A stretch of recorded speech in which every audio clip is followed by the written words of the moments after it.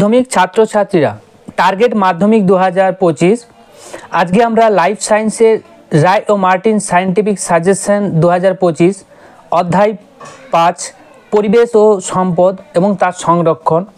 আজকের আমরা পর্বে পরিবেশ দূষণের যে সমস্ত সম্ভাব্য প্রশ্ন তোমাদের মাধ্যমিক টেস্ট পরীক্ষা এবং মাধ্যমিক পরীক্ষায় গুরুত্বপূর্ণ সেইগুলো আমরা প্রত্যেকটি দেখে নেব। প্রথম থেকে শেষ পর্যন্ত দেখবে এবং ভালো লাগলে অবশ্যই লাইক করবে। আর তোমাদের জন্য একটি সুখবর, গণিত, জীবনবিজ্ঞান এবং ভৌত বিজ্ঞানের টেস্ট পেপারের পিডিএফ সলভ সহ সাজেশন এবং মক টেস্ট একটি পেড গ্রুপ খোলা হয়েছে। চাইলে তোমরা সকলে জয়েন হতে পারো খুবই অল্প অর্থের বিনিময়ে, ঠিক আছে? তো সেইখানে তোমরা এবিটিএ সমস্ত সেটের প্রত্যেকটি প্রশ্ন, সেটা গণিতের হতে পারে, জীবন বিজ্ঞানের হতে পারে, ভৌত বিজ্ঞানের হতে পারে, সবেরই কিন্তু প্রত্যেকটা প্রশ্নের উত্তর পিডিএফ আকারে তোমাদের দেওয়া হবে হোয়াটসঅ্যাপ এবং টেলিগ্রাম গ্রুপে। তো সেইখান থেকে তোমরা সরাসরি ডাউনলোড করে প্রিন্ট আউট করে নিতে পারো। তো যাই হোক, যদি ইচ্ছুক থাকো অবশ্যই আমাদের কন্ট্যাক্ট নাম্বারে হোয়াটসঅ্যাপ করবে, কল করবে না, হোয়াটসঅ্যাপ করে অবশ্যই ইনফরমেশনটি জেনে নেবে। কিভাবে কি করতে হয় সেটা একটা আলাদা ভিডিওতে আমরা বলে দেব। তো শুরু করা যাক আজকের আলোচনা। প্রথমে দেখো এমসিকিউ যে প্রশ্নগুলো থাকবে, যেমন প্রথমে কোনো একটি খাদ্য শৃঙ্খলে ক্লোরিনযুক্ত কীটনাশক প্রবেশ করলে নিচের কোন ঘটনাটি ঘটে? তো সঠিক উত্তর হয়ে যাবে জীব বিবর্ধন, ক এর অপশানটি কারেক্ট হবে।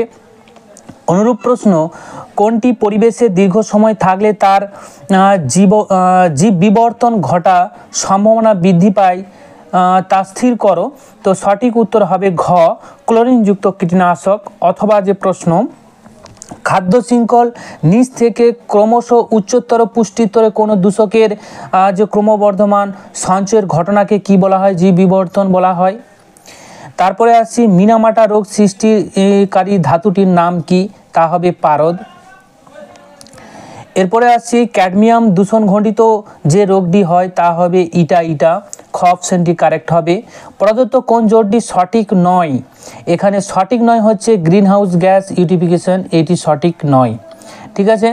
তারপর জল দূষণের ফলে প্রদত্ত যেটি ঘটে তা হলো ইউটিফিকেশন, খ অপশনটি কারেক্ট হয়ে যাবে। এরপর আসছি 6, প্রদত্ত কোনটি গ্রিন হাউস গ্যাস নয় বলেছে? তো নাইট্রোজেন হয়ে যাবে, খ অপশনটি কারেক্ট হবে। এরপর 7 দাগে যে প্রশ্নটি রয়েছে, অ্যালগাল ব্লুম সৃষ্টি হয় যে পরিস্থিতি, সেটি হচ্ছে ইউটিফিকেশন, অর্থাৎ গ অপশনটি কারেক্ট হবে। 8, পানীয় জলে আর্সেনিক দূষণের ফলে যে রোগ সৃষ্টি হয় তা হচ্ছে ব্ল্যাক ফুট ডিজিজ, যেটা হবে গ অপশন কারেক্ট। নদীর জলে বিওডি বেশি হয় যা নির্দেশ করে তা হলো জলে অত্যন্ত দূষিত হয়ে যায়, ক অপশনটি কারেক্ট হবে। যানবাহনের ধোঁয়া থেকে নির্গত হয় কোন দূষক? এখানে হবে লেড বা সীসা, ক অপশনটি কারেক্ট হয়ে যাবে। এরপর 11 দাগে দেখো, স্মৃতিভ্রম, বিরক্তি, অনিদ্রা, পড়াশোনার অমনোযোগিতা, এই লক্ষণগুলি কোন প্রকার দূষণের প্রভাবে ঘটে? তা হচ্ছে শব্দ দূষণের প্রভাবে ঘটে। 12, কোনো এলাকায় পানীয় জলের যে দূষণ ঘটলে বাসিন্দাদের কোন কোন রোগের আক্রান্ত হওয়ার সম্ভাবনা বেশি থাকে? তা হচ্ছে ডায়রিয়া, টাইফয়েড, ঘ অপশনটি কারেক্ট হবে। পানীয় জলে আর্সেনিকের সহনশীল মাত্রা হবে, ক অপশন 0.05 mg/লিটার। 14, কোন জোটটি জৈব অবঙ্গুর? তা হয়ে যাবে পলিথিন, ডিডিটি। এরপর মানুষের শব্দ সহন মাত্রা হলো কি? 120 ডেসিবেল, গ অপশনটি কারেক্ট হবে। 16, পানীয় জলে নাইট্রোজেনের পরিমাণ মাত্রাতিরিক্ত থাকার ফলে যে রোগটি হবে তা হচ্ছে ব্লু বেবি সিনড্রোম, অর্থাৎ খ অপশনটি কারেক্ট হবে। ওজন ছিদ্র সৃষ্টিকারী দূষক হবে সিএফসি, ক্লোরোফ্লোরোকার্বন। মাক্সিং কথাটি কোন দূষণের সঙ্গে যুক্ত? তা হবে শব্দ দূষণের সঙ্গে যুক্ত। মাক্সিংটা কি সেটা একটু নোট ডাউন করে নিয়েছি, দেখে নাও। উচ্চতর শব্দ বা ব্যাকগ্রাউন্ড আওয়াজের কারণে আমরা অনেক সময় কাছের মানুষদের কথা শুনতে পাই না, এই প্রক্রিয়াকেই বলা হয় মাক্সিং। ক্লিয়ার? এরপর অতি সংক্ষিপ্ত উত্তরধর্মী প্রশ্ন 1 মার্কের। 1 দাগের জলাশয়ে পুষ্টি বস্তুর অতি বৃদ্ধিতে ড্যাশ বলে বা অথবা যদি দেওয়া থাকে কৃষিক্ষেত্রে বজ্র জলাশয়ে মিশে কোন অবস্থা সৃষ্টি করে তা হবে ইউড্রিফিকেশন। 2 বাতাসে ভাসমান ধোঁয়া ছাই ধূলিকণা পরাগরেণু ইত্যাদি সূক্ষ্ম কণাকে একত্রে ড্যাশ বলা হয় যা ফুসফুসে বিভিন্ন রোগ সৃষ্টি করে তা হবে এসপিএম সাসপেন্ডেড পার্টিকুলার ম্যাটার। অনুরূপ এসপিএম এর 2টি উদাহরণ তা হবে ধোঁয়া এবং ধূলিকণা। ধান খেতে যে উৎপন্ন হয় ড্যাশ একটি দাহ্য গ্রিনহাউস গ্যাস তা হবে মিথেন। একটি গৌণ বায়ু দূষক হবে ওজোন। O3 পরিবেশে গ্রিনহাউস গ্যাসের মাত্রা বৃদ্ধির জন্য পৃথিবীর তাপমাত্রা ক্রমবৃদ্ধিতে ড্যাশ বলা হয় গ্লোবাল ওয়ার্মিং।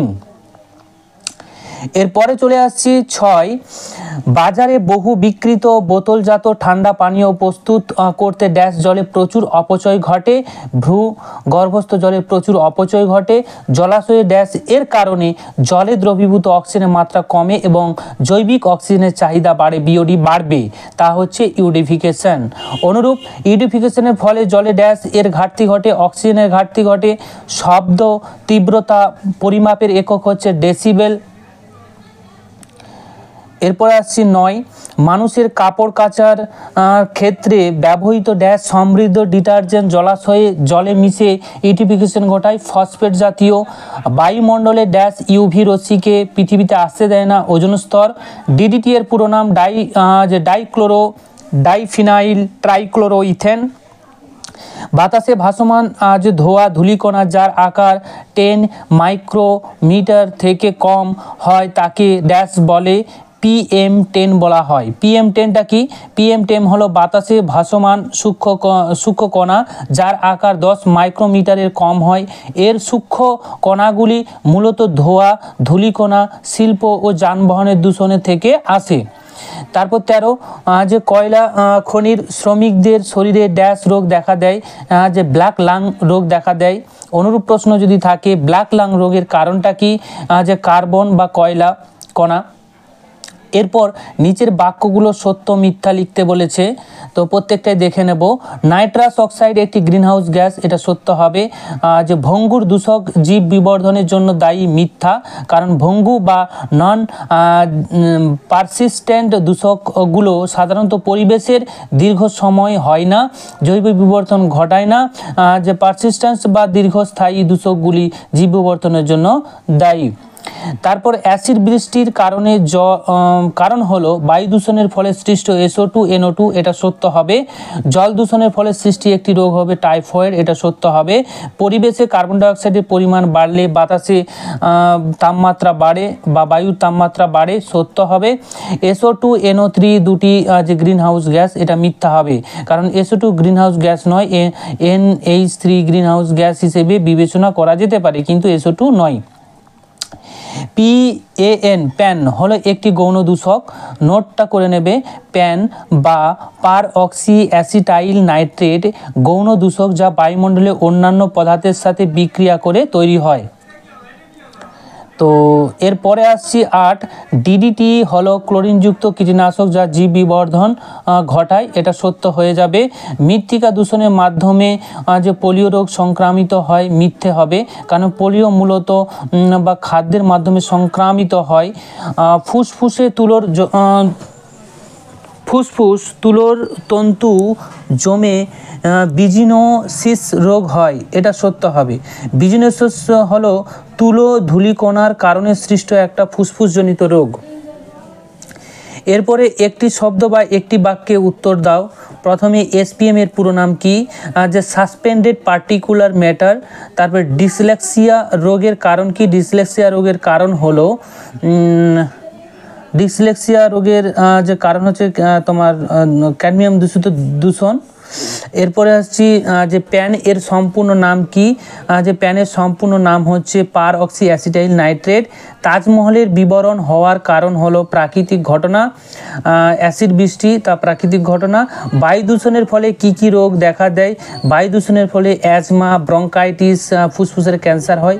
অনুরূপ যদি প্রশ্ন থাকে স্মৃতিসৌধের উজ্জ্বলতা হ্রাসের কোন ধরনের দূষণজনিত কারণ, তা হবে বায়ু দূষণজনিত কারণ।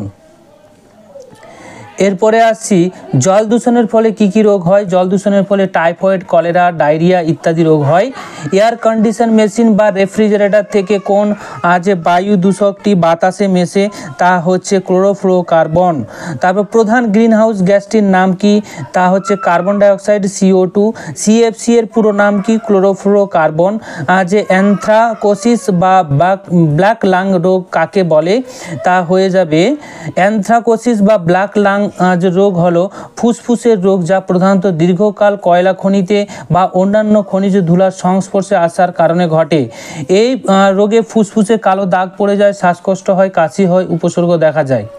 অ্যাসিড বৃষ্টির জন্য দায়ী অ্যাসিডের নাম কি, সালফিউরিক অ্যাসিড, নাইট্রিক অ্যাসিড। যে অ্যাসবেস্টস যে কষা দ্বারা সৃষ্ট ফুসফুসের রোগটি কি, অ্যাসবেস্টোসিস। ঠিক আছে, এটি শ্বাসযন্ত্রের রোগ এবং অ্যাসবেস্টস কণার যে কারণে এটি ফুসফুসের টিস্যুতে প্রদাহ এবং নানা রকম সমস্যা দেখা দেয়, অর্থাৎ শ্বাসকষ্টজনিত প্রবলেম ঘটবে। তারপরে আসছি বায়ু দূষণ নিয়ন্ত্রণকারী দুটি যন্ত্রের নাম কি, যে স্ক্রাবার, যে স্ক্রাবার যা গ্যাস থেকে দূষিত কণাকে বা রাসায়নিক অপসারণ করে, আর ফিল্টার যা বায়ু থেকে তুলা এবং অন্যান্য কণিকাগুলোকে পরিশুদ্ধ করে। শব্দ দূষণ আমাদের দেহে যে দুটি অঙ্গ সরাসরি ক্ষতিগ্রস্ত হয় তা হচ্ছে কান। শব্দ দূষণের শ্রবণ শক্তি আমাদের কমে যায়, টিটিনাস যে কানে টিন টিন শব্দ সৃষ্টি হয়। আর মন, উচ্চ শব্দ মানসিক চাপ এবং উদ্বেগের কারণ হয়ে ওঠে। যানবাহন থেকে কি কি বায়ু দূষক নির্গত হয়, তা হয়ে যাবে তোমার নাইট্রোজেন অক্সাইড, কার্বন মনোক্সাইড, যে সালফার ডাইঅক্সাইড, যে ভেসফার, আর্গিং কম্পাউন্ড, দরকার নেই এটা তোমাদের। তারপরে হচ্ছে PM পার্টিকুলেট যে ম্যাটার। এরপর আসছে বিসাদৃশ্য বেছে নিয়ে লিখো। প্রথমে একের দাগের কার্বন মনোক্সাইড, SO2, প্যান এবং N2O, এদের মধ্যে প্যান হচ্ছে বিসাদৃশ্য। সিলিকোসিস যে ডায়রিয়া, বিজনোসিস, ব্ল্যাক লাং, এদের মধ্যে ডায়রিয়াটা হচ্ছে বিসাদৃশ্য। সিলিকোসিস, বিজনোসিস, ব্ল্যাক লাং এগুলো ফুসফুসের রোগ, আর ডায়রিয়া হচ্ছে অন্ত্রের রোগ। এরপর আসি নিচের যে প্রথম শব্দজোড়টির সম্পর্ক বুঝে দ্বিতীয় শব্দজোড়ের শূন্যস্থানে উপযুক্ত শব্দ বসাও। তো এখানে SO2 যদি অ্যাসিড বৃষ্টি হয়, DDT হয়ে যাবে কীটনাশক। SPM বায়ু দূষক যদি হয়, BOD হবে জল দূষণ। SPM সাসপেন্ডেড পার্টিকুলার মেটাল বায়ু দূষণের একটি উপাদান। BOD হচ্ছে বায়োকেমিক্যাল অক্সিজেন ডিমান্ড জল দূষণের একটি পরিমাপক। তারপরে গ্রিন হাউস এফেক্ট তাপমাত্রা বৃদ্ধি করে, তাহলে ওজোন হল যে UV রশ্মি প্রবেশ করে। এরপরে চলে আসছি নিচের চারটি শব্দের মধ্যে একটি তিনটি অপরটি বিষয়টির অন্তর্গত খুঁজে বার করো। তো SPM বায়ু দূষণ, গ্রিন হাউস গ্যাস এবং ফুসফুসের রোগ, তা হয়ে যাবে ফুসফুসজনিত রোগের সঙ্গে সম্পর্কিত। নোটগুলো করে দেওয়া আছে তোমাদের সুবিধার্থে, তোমরা PDF-এ সব কিছুই পেয়ে যাবে, সমস্যা নেই। ঠিক আছে, আর PDF-গুলো অবশ্যই তোমরা পাওয়ার জন্য আমাদের টেলিগ্রাম লিঙ্কের সঙ্গে জয়েন হয়ে যাবে। কৃষিক্ষেত্রে কীটনাশক ব্যবহারে টাইফয়েড, জল দূষণ, কারখানা থেকে নির্গত উপযুক্ত তরল বজ্র।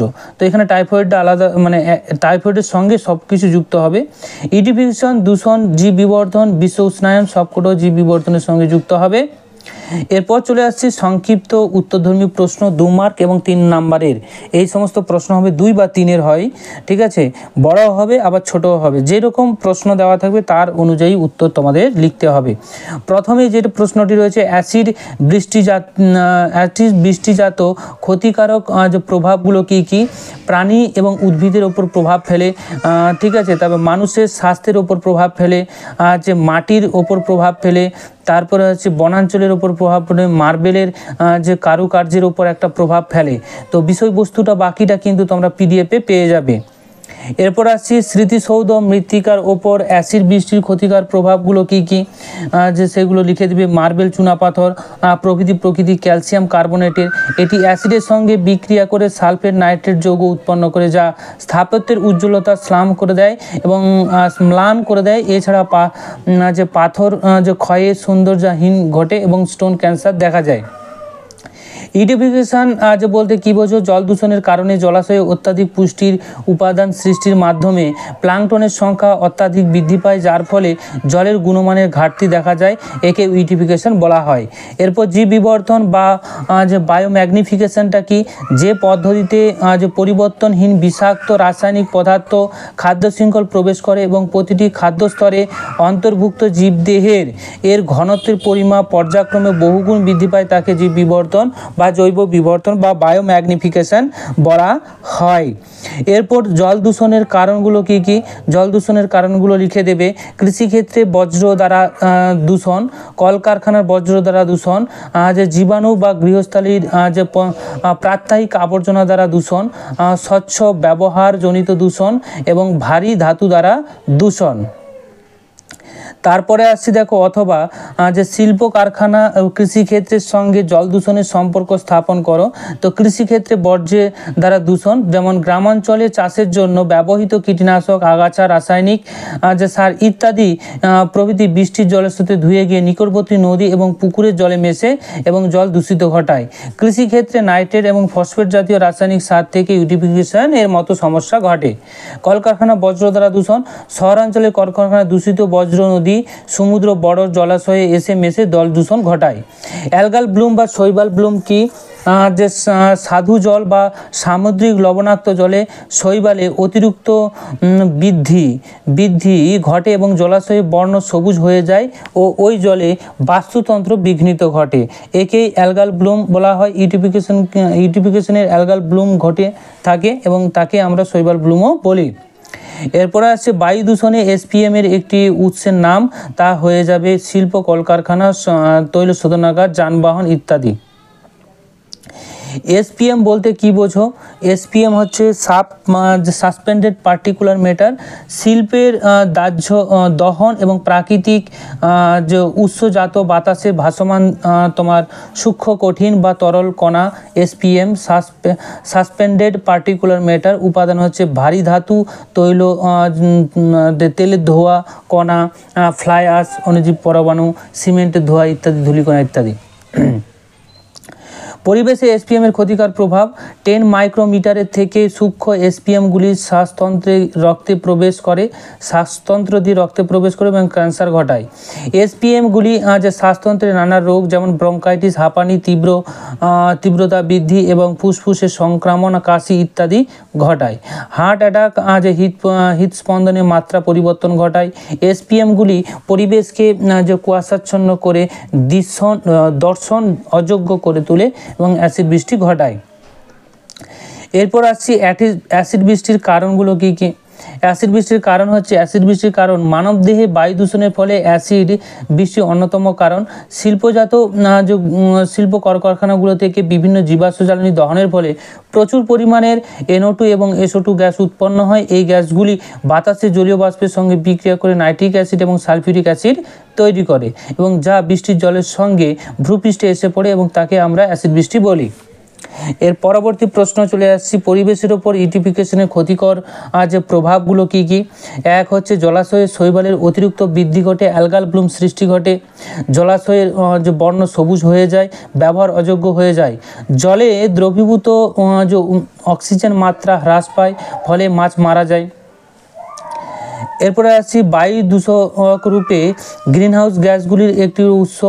তো কার্বন ডাইঅক্সাইড তোমার 4 হচ্ছে উৎস হচ্ছে জীবাশ্ম জ্বালানি, কয়লা, পেট্রোল ইত্যাদি। মিথেন গবাদি পশুর যে হজম প্রক্রিয়ায় এবং জমি থেকে নির্গত গ্যাস। যে নাইট্রাস অক্সাইড N2O, যে কৃষি থেকে উৎপন্ন নাইট্রোজেন সার, ব্যবহৃত নাইট্রোজেন সার, ক্লোরোফ্লোরোকার্বন, পুরানো রেফ্রিজারেটর এয়ার কন্ডিশন থেকে নির্গত অক্সিজেন, যানবাহন এবং যে শিল্প কারখানায় নির্গত নাইট্রোজেন অক্সাইড ইত্যাদি থেকে উৎপন্ন হয়। এরপর কৃষি ক্ষেত্রে ব্যবহৃত রাসায়নিক সার এবং অবঙ্গু রাসায়নিক কীটনাশকের ক্ষতিকর প্রভাবগুলো কী কী? প্রথমত হচ্ছে রাসায়নিক সারের ক্ষেত্রে মাটির গুণগত মান হ্রাস করে দেয়, জল দূষণ ঘটায়, জলস্তরের হ্রাস ঘটায়, গ্রিন হাউস গ্যাস নির্গমন ঘটায় এবং জীববৈচিত্র্য হ্রাস ঘটায়। এরপর আসছি অবঙ্গু রাসায়নিক কীটনাশকের মধ্যে যে পরিবেশগত দূষণ ঘটায়, যে জল দূষণ ঘটায়, মানুষের স্বাস্থ্যের ঝুঁকি ঘটায়, অর্থাৎ স্বাস্থ্য খারাপ করে দেয় এবং প্রতিরোধী পোকামাকড়ের বৃদ্ধি ঘটায় এবং যে পলিনেটর প্রাণীর ক্ষতি ঘটায়। দেখো বিস্তারিতগুলো তোমরা পিডিএফে পেয়ে যাবে, আমি জাস্ট পয়েন্টগুলো বলে গেলাম। এরপর 13 দাগে যেটা রয়েছে, বিলাসবহুল এবং আরামদায়ক জীবনযাত্রা বায়ু দূষণের একটি অন্যতম প্রধান কারণ। তো এখানে কারণগুলো পরপর তুলে ধরবো। জীবাশ্ম জ্বালানির অতিরিক্ত ব্যবহার, তারপরে গাড়ির সংখ্যা বা ব্যক্তিগত পরিবহন ব্যবহার করা বা বেড়ে যাওয়া, শিল্প উৎপাদনের যে খাত, তারপরে নিত্য প্রয়োজনীয় পণ্য খাদ্য অপচয়, নগরায়ন বা নির্মাণ ইত্যাদি, বন জঙ্গল কেটে, এইগুলোর কারণে। এরপর আসি বিওডি বলতে কি বোঝো? কাগজ শিল্প, যে খাদ্য প্রক্রিয়াকরণ শিল্প এবং চর্মশিল্প প্রভৃতি উপজাত দ্রব্য এবং গৃহস্থালী উপজাত দ্রব্য প্রচুর পরিমাণে জৈব পদার্থ থাকে। এইগুলো থেকে জলে মিশে যেয়ে অণুজীবের সংখ্যা অত্যাধিক বৃদ্ধি করে। এর ফলে জলে অক্সিজেন হ্রাস পায় এবং অক্সিজেনের চাহিদা বেড়ে যায়। এই ঘটনাটাকে বলা হয় বায়োলজিক্যাল অক্সিজেন ডিমান্ড বা বিওডি। এরপরে অ্যাসিড বৃষ্টি কি? অ্যাসিড বৃষ্টিটা তো বললাম, আর বলবো না। জল দূষণের কুফলগুলো কী কী? মানব স্বাস্থ্যের ওপর প্রভাব ফেলে, জলজ প্রাণী উদ্ভিদের প্রতি ক্ষতি করে, জীববৈচিত্র্য হ্রাস ঘটে, খাদ্য শৃঙ্খলে বিষক্রিয়া ঘটায়, কৃষির ওপর প্রভাব ফেলে, অর্থনৈতিক ক্ষতি ঘটায়, জল সংকট ঘটায় এবং জলবাহিত ও ক্ষতিকারক পদার্থের প্রসার ঘটায়, বৃদ্ধি ঘটায়। তারপরে একটি সমীক্ষা দেখা গেল তোমার এলাকায় পানীয় জল দূষিত হয়েছে, এর ফলে কী কী সমস্যা হতে পারে? এইগুলো আমরা ঠিক আগের প্রশ্নে আলোচনা করলাম, করে নিও। বায়ু দূষণের সৃষ্টিকারী বিভিন্ন গ্রিনহাউস গ্যাসের ঘনত্ব ক্রমানুসারে বাড়তে থাকে, পরিবেশগত কী কী সমস্যা সৃষ্টি হতে পারে এবং গ্রিন হাউস গ্যাসগুলি ক্ষতিকারক প্রভাবগুলি লেখো। প্রথমত হচ্ছে গ্লোবাল ওয়ার্মিং, বিশ্ব উষ্ণায়ন, তারপরে দিয়ে দিবে বরফ গলন ও সমুদ্রের যে স্তর বৃদ্ধি, চরম আবহাওয়ার পরিবর্তন, জলবায়ুর পরিবর্তন, মেরু অঞ্চলের ক্ষতি ঘটানো, আর অম্লতা বৃদ্ধি, সমুদ্রে অম্লতা বৃদ্ধি, খাদ্য নিরাপত্তার যে প্রভাব এবং প্রাণী উদ্ভিদের যে প্রজাতির বিলুপ্তি, মানব স্বাস্থ্যের পক্ষে ক্ষতিকর বা ঝুঁকি। বায়ু দূষণের কুফলগুলি কী কী? প্রথমত হচ্ছে মানব স্বাস্থ্যের প্রতি ক্ষতি, যেমন শ্বাসযন্ত্রের সমস্যা ঘটে, হৃদরোগ বা স্ট্রোক বৃদ্ধি পায়, ক্যান্সার ঘটে, স্নায়বিক সমস্যা দেখা দেয়। পরিবেশগত যদি যে ত্রুটি দেখতে হয়, পরিবেশগত দিক থেকে অম্লবৃষ্টি, তারপরে গ্লোবাল ওয়ার্মিং, ওজোন স্তর হ্রাস, জীববৈচিত্র্যের ক্ষতি, প্রাণী উদ্ভিদের মৃত্যু ঘটে, জলাশয়ের ক্ষতি ঘটে, দৃষ্টিসীমার হ্রাস ঘটে, অর্থনৈতিক ক্ষতি ঘটে। এরপর আসছি বিশ্ব উষ্ণায়নের কারণগুলো আলোচনা করো।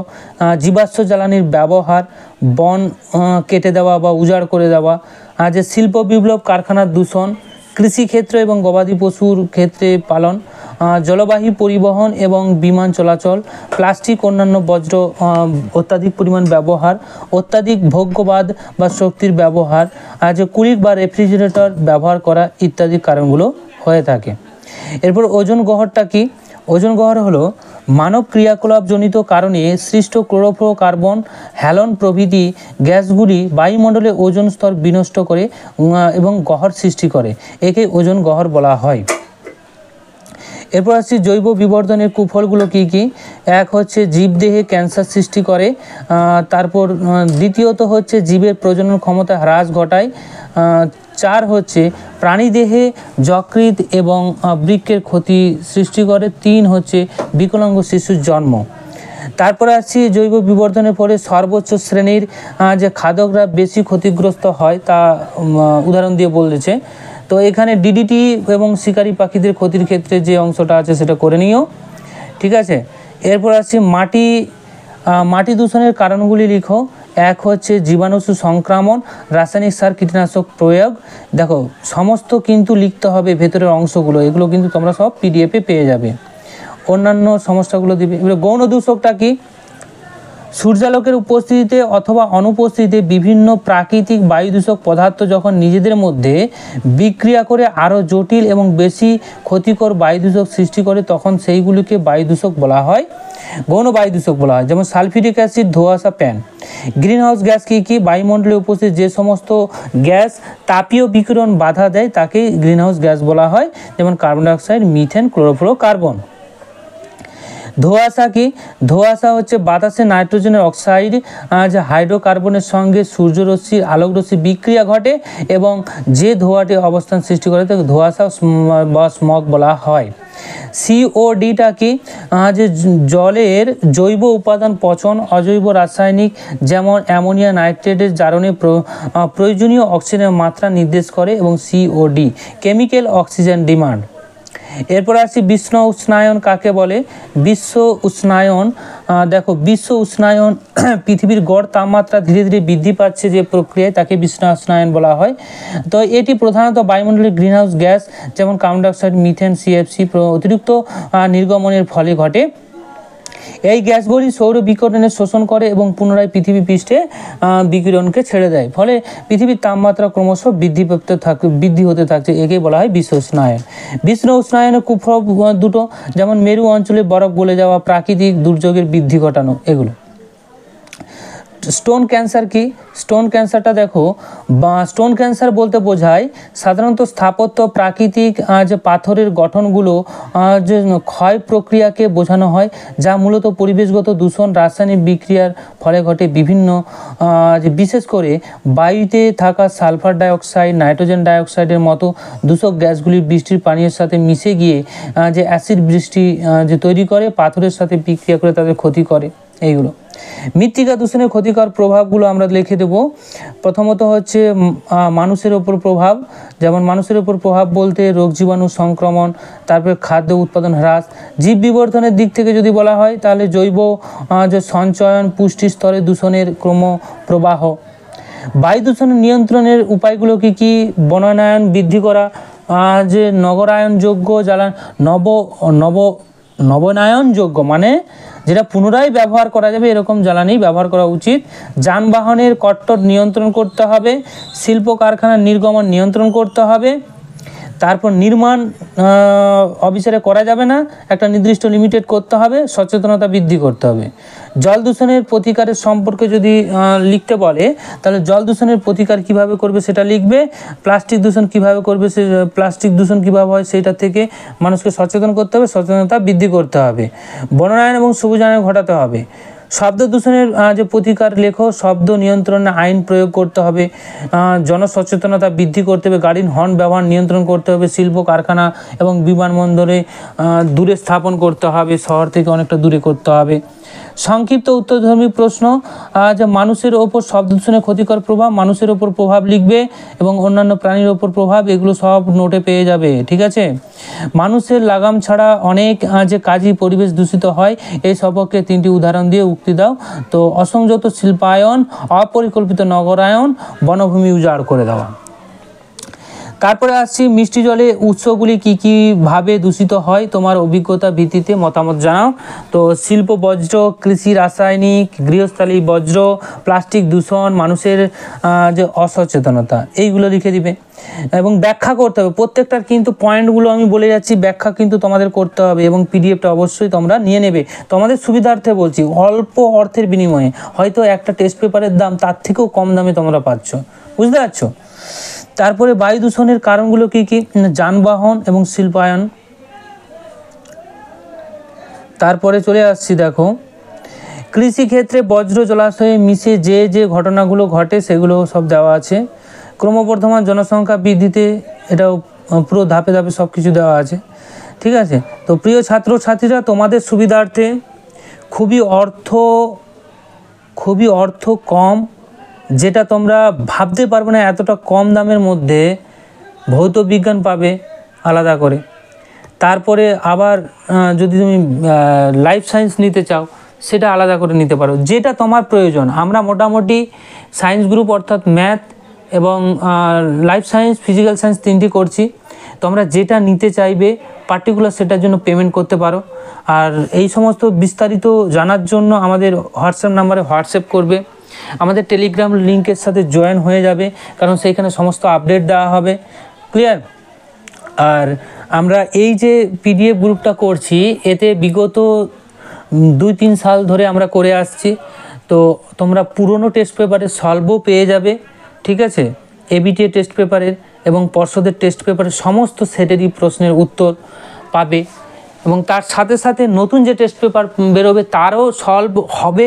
প্রত্যেক দিন সলভ 3-4টা করে হবে, প্রত্যেক দিন তা পেয়ে যাবে তোমরা, ঠিক আছে। আর সাজেশন দেওয়া হবে অধ্যায় ভিত্তিক, তার সাথে সাথে একটা মক টেস্টও তোমাদের নেওয়া হবে, ফুল মক টেস্ট যেইভাবে মাধ্যমিকের হয়, ঠিক আছে। তো এই সমস্ত ব্যবস্থাগুলো করছি তোমাদের সুবিধার্থে, কারণ বিগত সালে অনেকেই উপকৃত হয়েছে, ভালো নাম্বার করেছে। তো তোমাদেরও সেই অপরচুনিটিটা রেখেছি। তো যদি ইচ্ছুক থাকো আমাদের হোয়াটসঅ্যাপ নাম্বারে হোয়াটসঅ্যাপ করে জেনে নিতে পারো। আজকে এই পর্যন্তই, থ্যাংক ইউ।